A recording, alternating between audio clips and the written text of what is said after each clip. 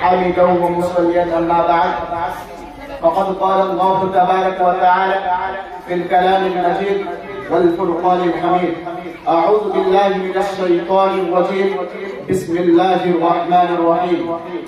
يا أيها الذين آمنوا اتقوا الله وذروا ما بقي من الربا إن كنتم مؤمنين. وقال النبي صلى الله عليه وسلم: الربا 70 حوبا أهونها كوقوع الرجل على أمه، وفي رواية أهونها كالذي ينكح أمه والحوب الإثم.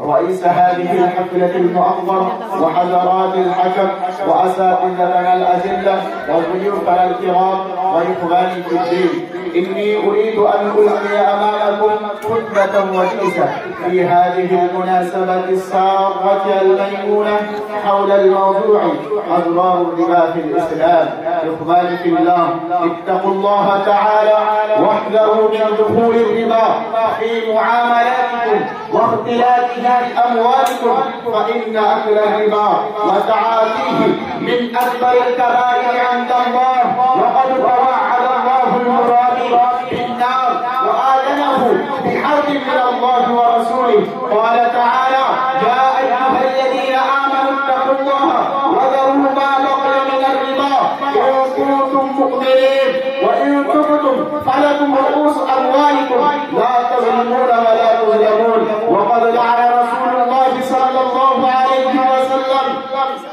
عاقل الربا، وقد لعن رسول الله صلى الله عليه وسلم عاقل الربا وموكله وشاهديه وكاتبه.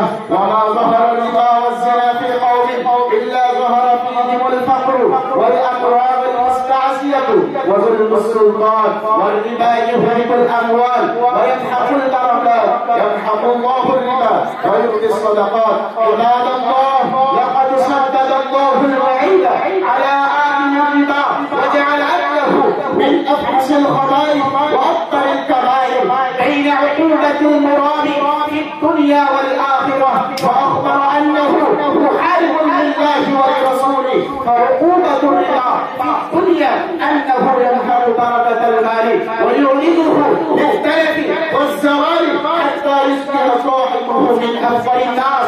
وكم تسمعون من تلف الأموال العظيمة بالحريق والورق والفيضان فيصبح أهلها فقراء بين الناس. وإن بقيت هذه الأموال الربوية بأيدي أصحابها فهي ممحوقة البركة، لا يرتفعون منها بشيء، وإنما يقاطعون أتعابها ويتحملون حسابها ويصلون عذابها.